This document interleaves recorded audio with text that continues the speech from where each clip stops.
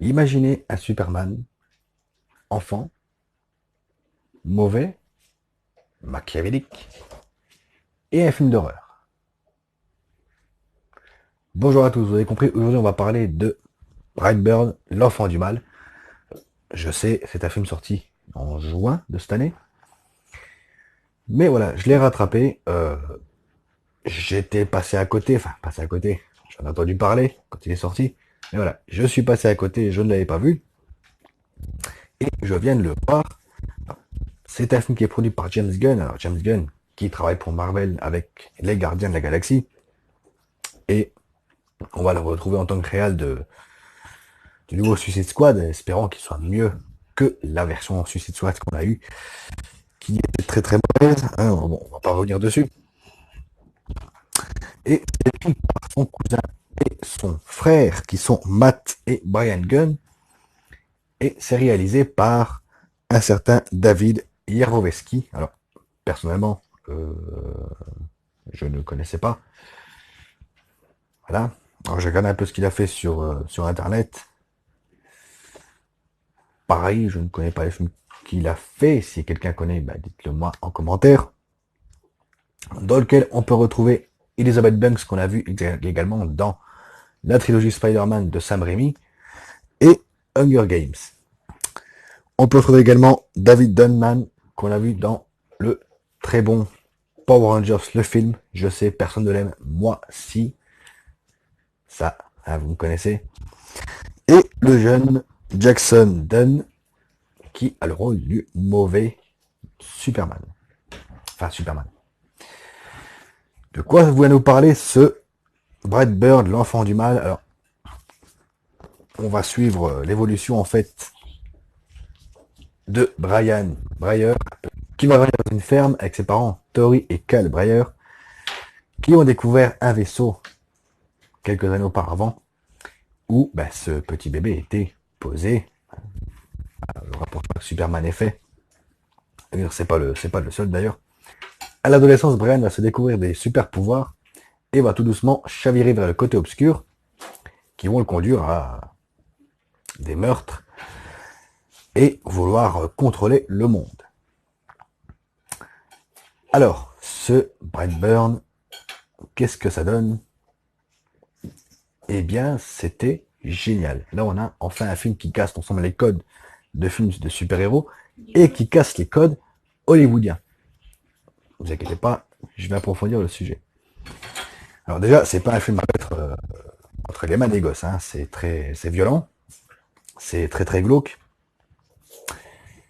Alors, il y a beaucoup de scènes, enfin beaucoup.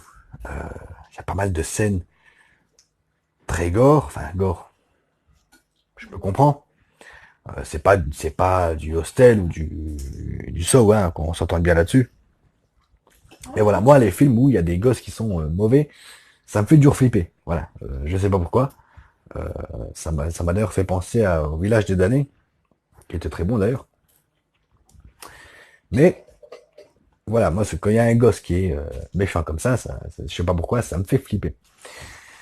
Alors, je suis obligé de faire un parallèle avec Superman parce que le schéma du film, donc la ferme, la petite ville du Kansas, et l'enfant qui grandit et qui se découvre des super pouvoirs, on est obligé de faire un parallèle avec Superman, bien que ce film va complètement casser les codes de super-héros, ou même de vilains de comics,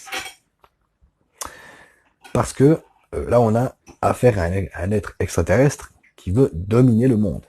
Alors bien sûr, il va passer par plusieurs étapes, comme le fait de découvrir qu'en fait ses parents, c'est pas ses parents, et qu'il vient d'un autre monde, ce qui va le faire basculer un peu plus dans la haine des humains. Et il est très machiavélique ce garçon. Il joue très bien, je trouve. Et voilà, vraiment très très machiavélique, comme une scène où il va broyer la main d'une de ses copines d'école, juste parce qu'elle n'a pas voulu l'aider à se relever. Voilà, imaginez-vous le potentiel d'un petit garçon comme ça. Alors, je vais pas rentrer dans les spoils, hein, pour ceux qui ne l'auraient pas vu. On va éviter les spoils. Donc, oui, c'est un film qui non seulement casse les codes de super-héros et Hollywood. Alors, ceux qui ne l'ont pas vu, coupez la vidéo à ce moment-là parce que je suis obligé de spoil quand même le film. Maintenant que j'y pense. Alors,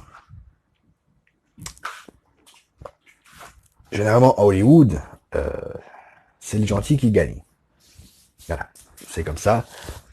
Même si c'est un Superman méchant, le gentil doit gagner. Dans Brightburn, l'enfant du mal, pas du tout.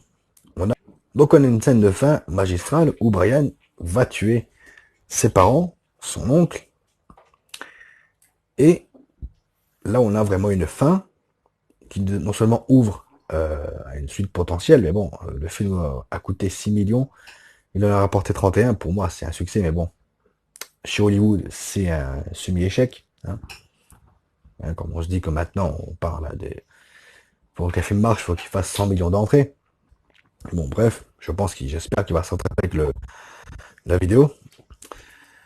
Donc, on a une fin non seulement qui ouvre une suite, mais qui en plus est en quelque sorte apocalyptique. Parce que là, on se rend compte que c'est le méchant qui gagne. Alors, est-ce que James Gunn a voulu faire gagner le méchant parce que c'est un enfant et que ben, à Hollywood, on tue pas les enfants?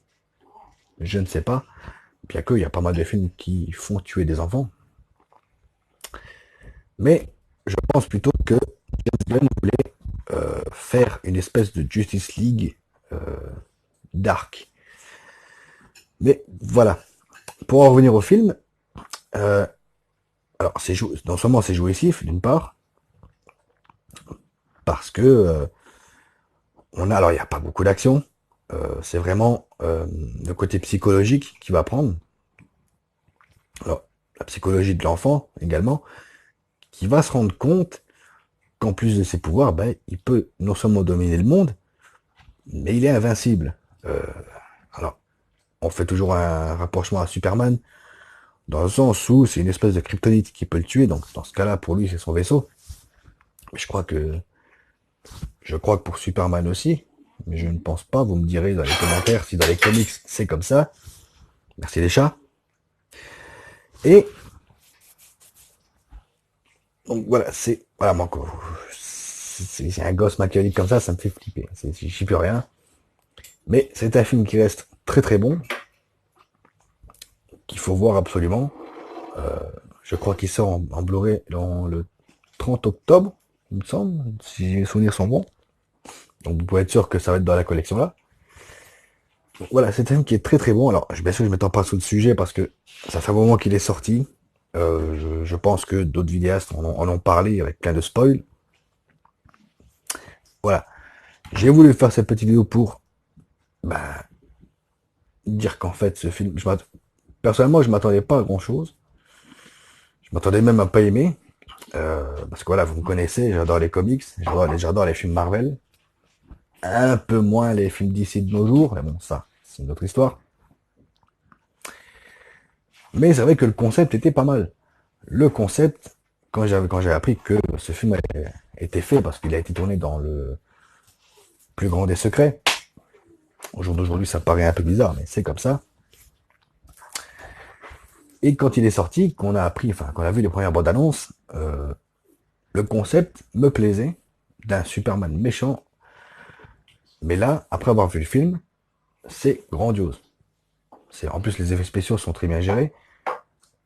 Bon, on sent que c'est du James Gunn, hein, que le réal n'a pas vraiment pu faire ce qu'il voulait. Voilà, c'est vraiment un film produit et limite réalisé par James Gunn. L'histoire, alors, l'histoire, c'est le schéma type de Superman jusqu'à ce que notre ami Brian se rend compte qu'il peut dominer le monde et qu'il va chavirer vers le côté obscur. C'est un film que je vous conseille de voir. Pour ceux qui l'auraient vu, vous me direz en commentaire ce que vous en avez pensé, si vous avez la même opinion que moi ou pas. Voilà, moi, franchement, c'est un film que j'ai adoré. Est-ce que je veux voir une suite? Pourquoi pas? Même si personnellement, je pense que le film se suffit à lui-même. Voilà, mais bon, on est à Hollywood. Une suite, c'est peut-être possible. Maintenant, faut pas non plus que ça parte dans un truc où on ne comprenne plus rien. Il faut que ça reste vraiment de l'horreur et de l'épouvante. Quant à moi, je vous retrouve très bientôt. Continuez à regarder des films, à jouer aux jeux vidéo. Ciao.